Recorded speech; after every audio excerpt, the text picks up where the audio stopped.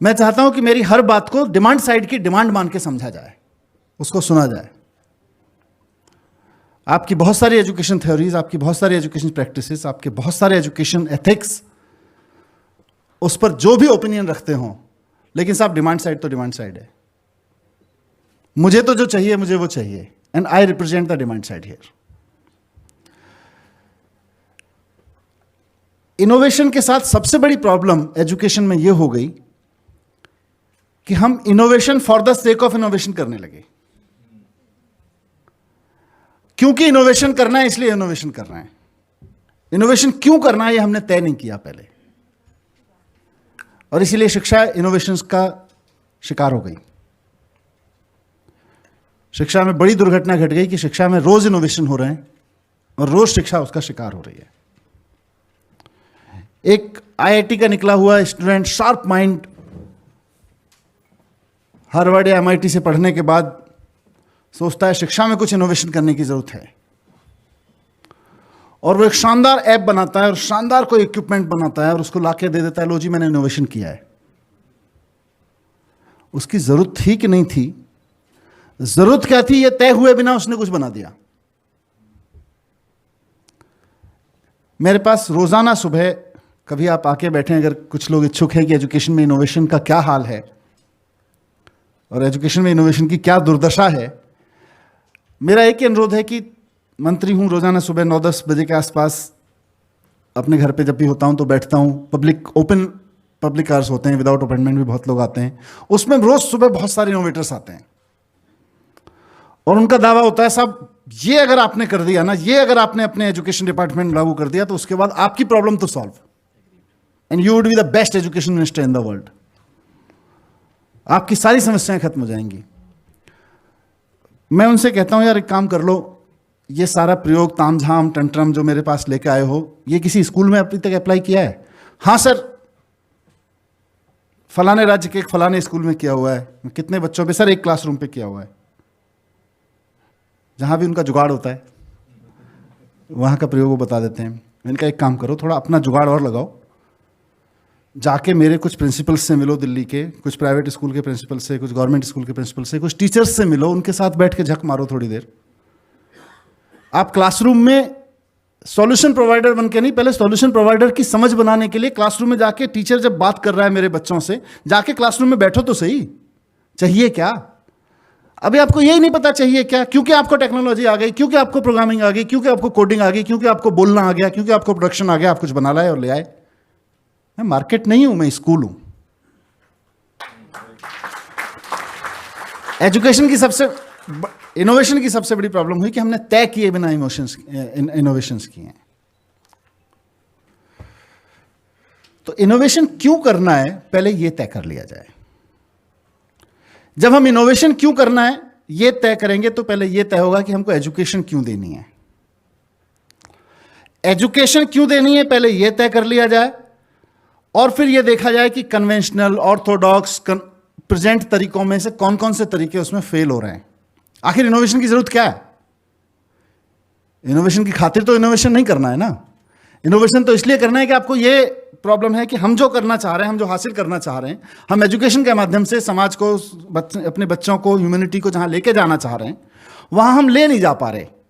हमको एजुकेशन की, स्कूलिंग से, कॉलेज से जो हासिल करना है वो हम हासिल नहीं कर पा रहे हैं, इसलिए कुछ इनोवेटिव तरीके निकालते हैं। अब हमारे कन्वेंशनल तरीके, ऑर्थोडॉक्स तरीके, परंपरागत सारे तरीके या वर्तमान तरीके फेल होते जा रहे हैं, तो कुछ इनोवेशन निकालते हैं।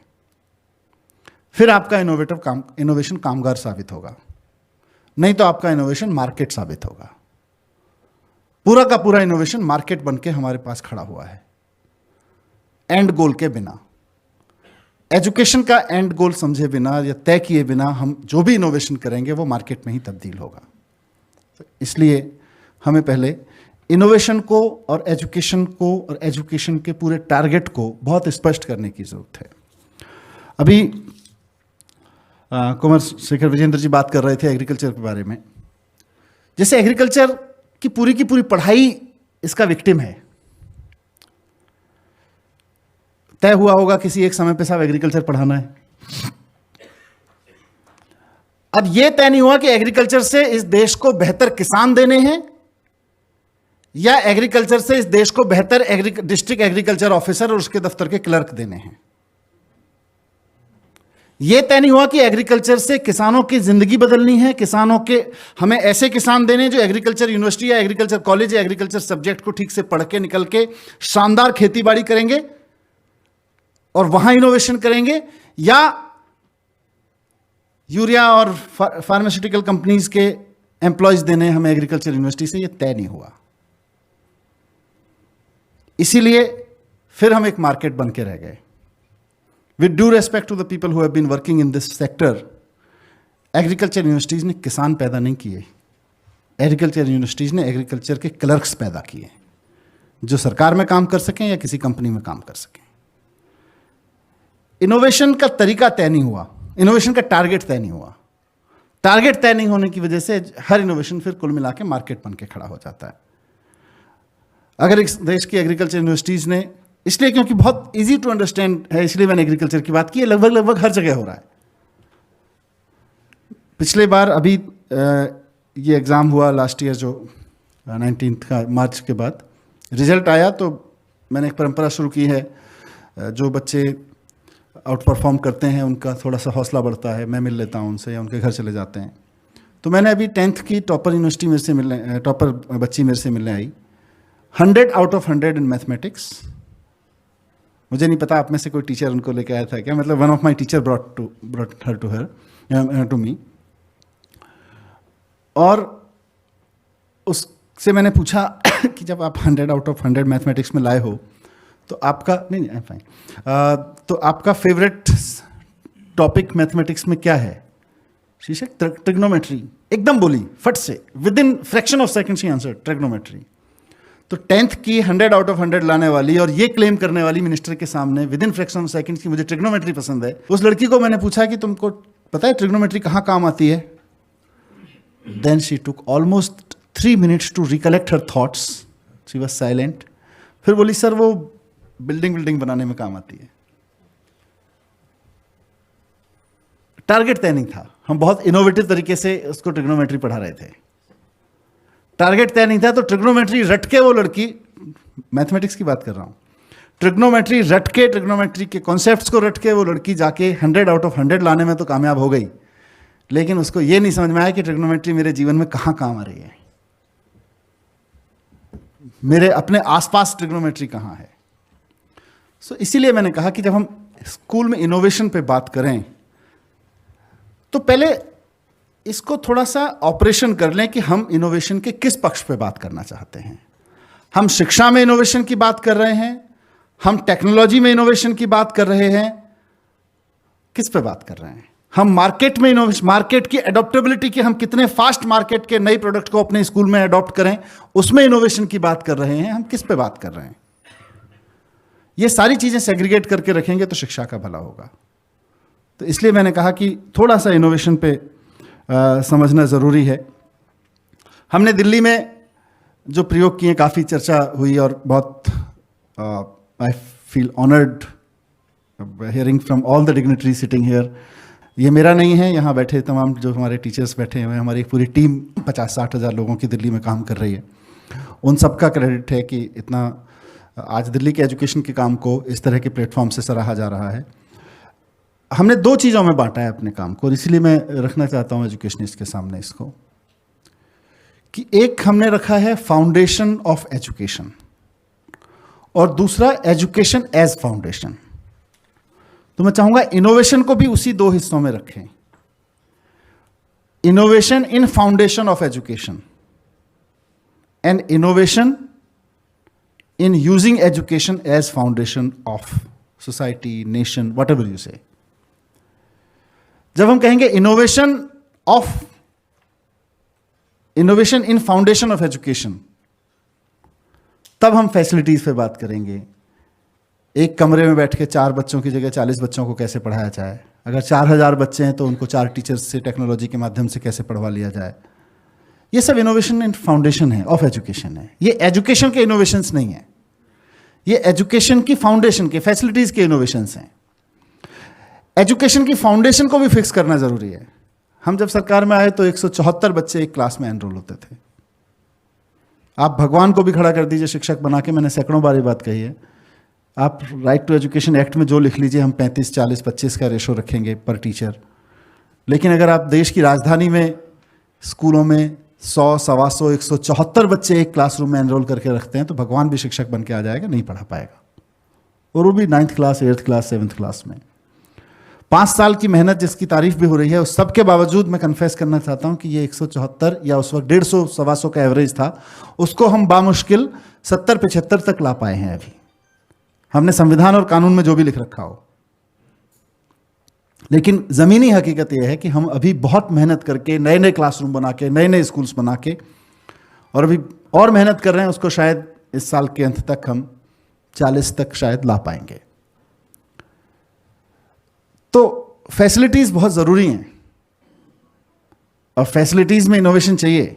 और दिल्ली जैसे शहर में जहाँ एमसीडी अपने तंत्र पे चलता है, डीडीए अपनी जगह चलता है, सेंट्रल गवर्नमेंट अपने हिसाब से चलती है, मॉल के लिए जगह जल्दी मिल जाती है, स्कूल के लिए मिलती है, उस सब में इनोवेशन ही चाहिए था।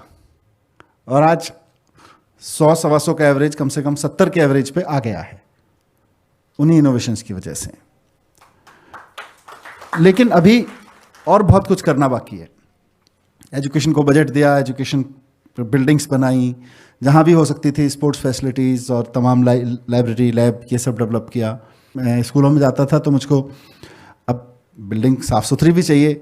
मैं प्रिंसिपल्स, टीचर्स से कहता था तो जनरली उनका कहता जी आप हमें बता दो, पढ़ाएं कि झाड़ू लगाएं। सही क्वेश्चन था उनका, बता दो जी। अब 4 हेक्टेयर, 4 उसमें एकड़ का प्लॉट, 6 एकड़ का प्लॉट, जिसपे 100, 125, 50, 100, 60 कमरे बने हुए हैं, 70-80 टीचर्स की टीम है, 2-3 हज़ार बच्चे, 2-3 हज़ार बच्चे 2 शिफ्ट्स में पढ़ते हैं।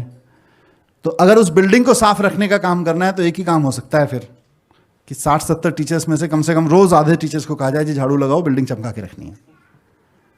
फिर बच्चों को पढ़वाने का काम कैसे लेंगे उनसे? प्रिंसिपल्स ने भी मुझसे कहा जी आप बता दो, मतलब इस भाषा में नहीं कहा पर कन्वर्सेशन में निकल के आया कि जी नल की वॉशरूम जो लीक करता रहता है, टोंटी ठीक कराएं, पंखा ठीक कराएं, वायर ठीक कराएं, पानी पीने का ठीक कराएं, या बच्चों को पढ़ाएं। बात जायज़ है, इसीलिए उनको उस तरह से फैसिलिटेट किया गया। मतलब दिल्ली में तो principals, with due respect to our own education system, principals की यह हालत थी कि 5-5 हज़ार रुपये की पेमेंट की पावर्स थी उनको, उसके बाद में सारी पेमेंट्स की पावर डायरेक्टरेट में थी। मैंने पूछा भाई क्यों? बोले नहीं सर, अकाउंटेबिलिटी बनी रहती है। मैंने कहा यार, एक प्रिंसिपल के ऊपर जिसको तुम ये भरोसा कर रहे हो कि वो 3000 बच्चों का भविष्य बना देगा, उस पर यह भरोसा नहीं है कि वो 50-60 हज़ार रुपये ईमानदारी से खर्च कर लेगा। ऐसे तो मत करो यार।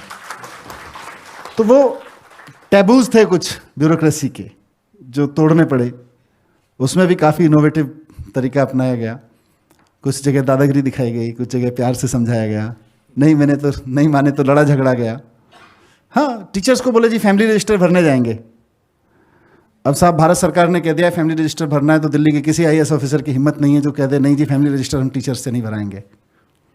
अब भारत सरकार ने टारगेट दे दिया है तो सारे ब्यूरोक्रेसी लग जाती है जी, अब तो चाहे खुद भरना पड़े, रात को जाके हम तो भर के दे देंगे, चाहे टीचर्स को लगाना पड़े। मैं बच्चे कौन पढ़ाएगा? वो सर लेकिन ये भी ज़रूरी है। ये 2015 में ही एनकाउंटर हो गया था मेरे साथ। तो मैं पूछा क्यों भाई?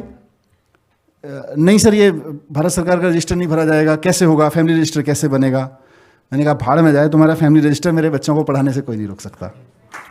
इसी भाषा में बोलना पड़ा। फिर जब तर्क कुतर आया तो थोड़ा सा मिनिस्टर होने का फ़ायदा हो जाता है डेमोक्रेसी में, फिर कुतर्क के सामने चलती नहीं है। तो मैंने पूछ लिया एक ऐसी मीटिंग्स में ब्यूरोक्रेट्स की, मैं एक बात बताऊं, इन टीचर्स को जब हमने भर्ती किया था तो इनके फैमिली रजिस्टर भराने की योग्यता पे कोई प्रश्न था? उसमें कोई पेपर था? मैं एग्ज़ाम तो लेता हूँ B.Ed का कि बच्चों को पढ़ाना आता है कि नहीं आता, काम कराता हूँ क्लर्कों वाला, तो क्लरिकल एग्ज़ाम ही ले लेते। क्यों इनको B.Ed, MA, B.Ed क्यों करवाया था फालतू में, जब यही कराना था? तो मान गए फिर।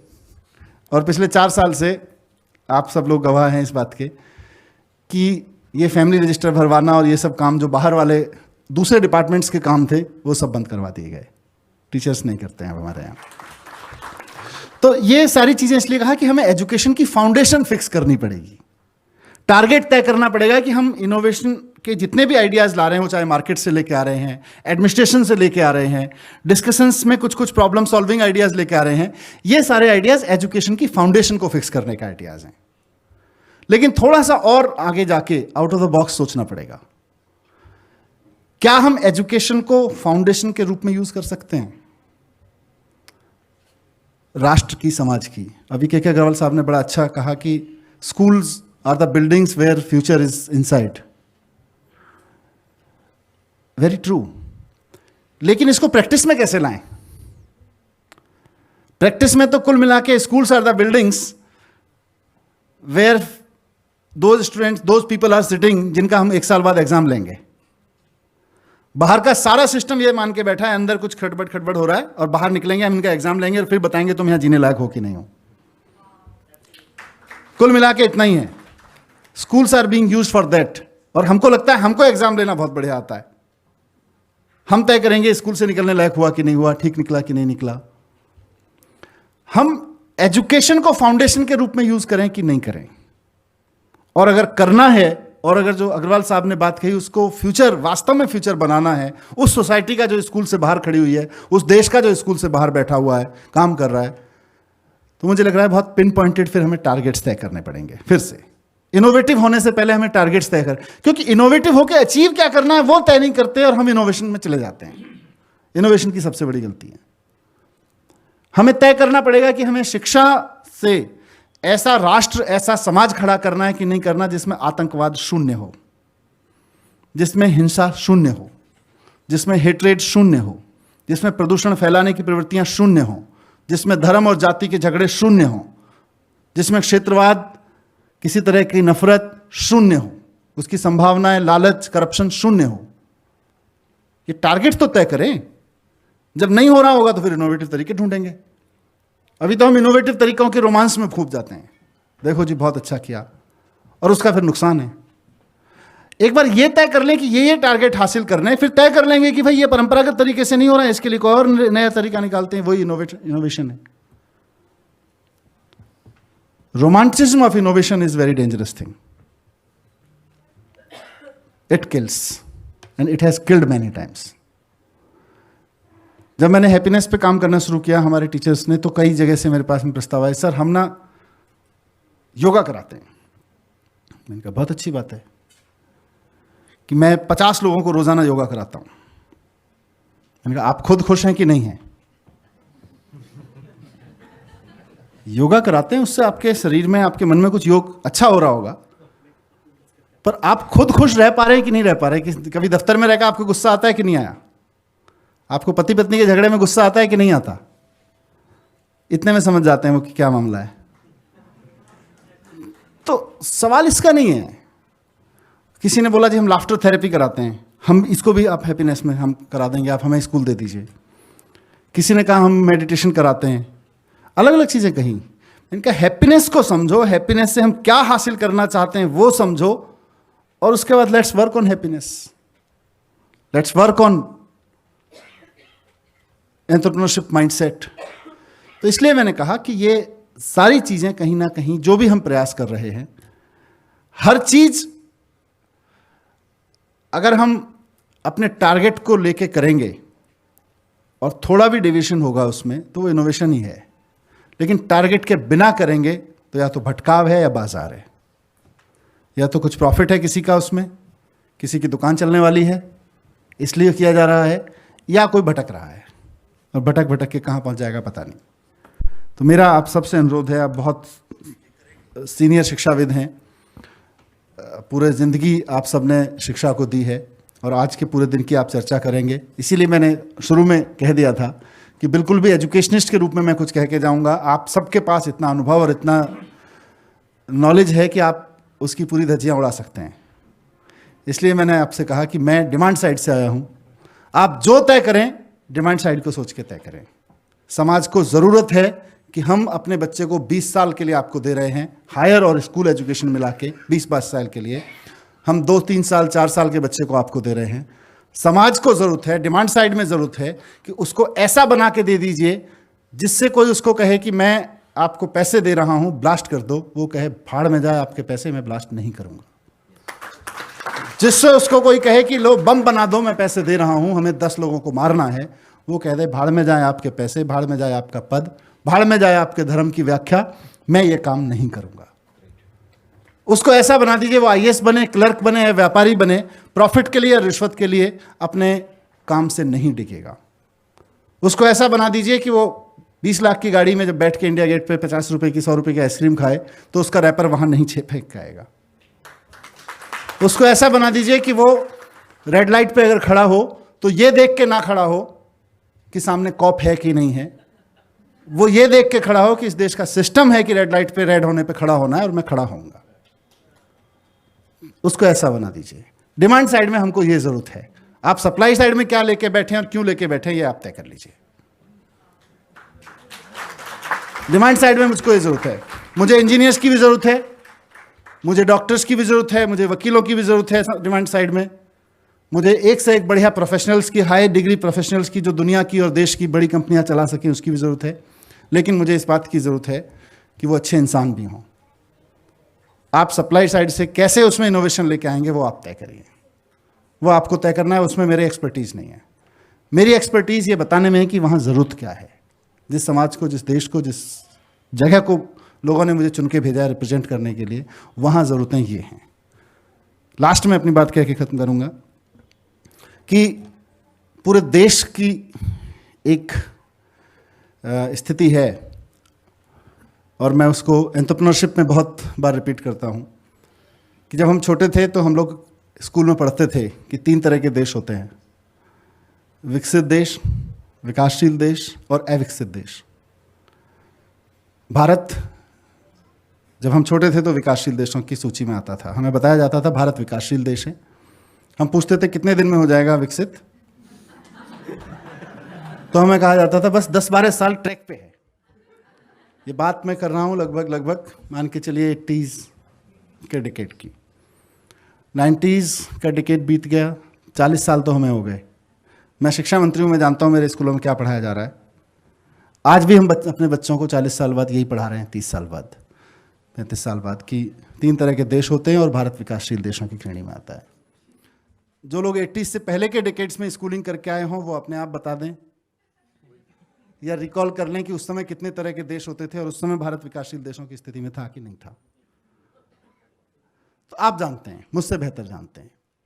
तो कहीं तो कोई चूक हुई है हमसे कि हम राइट ट्रैक पे और बहुत एस्पिरेशंस के बावजूद, आज आप नाम ले लीजिए दुनिया का, you name the international company, उसका हेड या उसका फेस या उसका बैकबोन कहीं ना कहीं कोई इंडियन माइंड है, इंडियन टैलेंट है। आज हम वहां खड़े हैं, उसके बावजूद हम ये अपने बच्चों को क्यों नहीं पढ़ा पा रहे हैं कि हमारा देश विकसित हो चुका, या हमारा देश वास्तव में विकसित कैटेगरी में क्यों नहीं आया, डेवलप्ड कैटेगरी में क्यों नहीं आया। मेरा मानना है हमसे एजुकेशन में एक सबसे बड़ी चूक ये हुई है। इसलिए फिर से आखिरी बात में डिमांड साइड की आपको बता रहा हूं कि हम सब चाहते हैं कि हमारा देश विकसित बने, और हमारा डिमांड साइड का एनालिसिस है साहब कि हमने एजुकेशन में सबसे बड़ी गलती ये की है कि हमने जॉब सीकर्स पैदा किए हैं, जॉब प्रोवाइडर्स पैदा नहीं किए। हम अपने स्कूलों में, मैं तो प्राइवेट स्कूल्स में भी गया हूँ, दिल्ली के गवर्नमेंट स्कूल्स में भी गया हूँ, और जगह जगह मैंने जाके पूछा है बच्चों क्यों पढ़ना चाहते हो, आप में से कितने लोग नौकरी करना चाहते हैं। 99.9% बच्चे हाथ उठा के कहते हैं हम नौकरी करना चाहते हैं।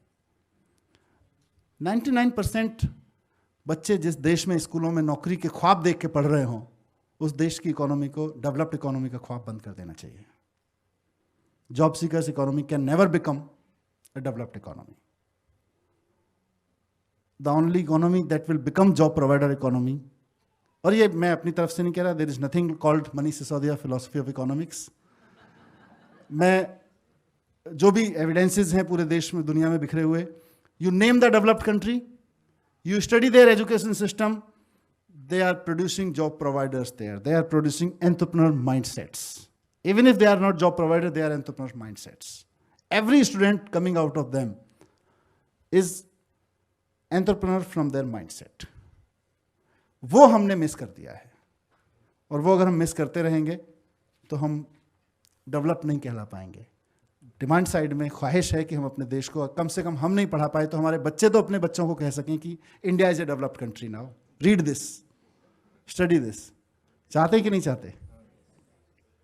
तो एक ही तरीका है उसका करने का कि एंटरप्रेन्योर माइंडसेट पैदा किया जाए देश में, और वो एंटरप्रेन्योर माइंडसेट जिस दिन हम पैदा करना शुरू कर देंगे, I think things will be changed. So आज के लिए मैं समझता हूँ इनोवेशन पे चर्चा के लिए कुछ मेरी तरफ से आपसे अनुरोध हैं, और वो आपकी चर्चा में शामिल होंगी। हो सकता है उसमें से कुछ के समाधान हो। मैं ऐसी अपेक्षा बिल्कुल नहीं रखता कि सारी समस्याओं का समाधान आज और इसी टेलीविजन में हो जाएगा, पर इस दिशा में अगर चर्चा शुरू हो पाई तो मुझे लगता है आप सबका प्रयास बहुत सार्थक होगा। Thank you very much.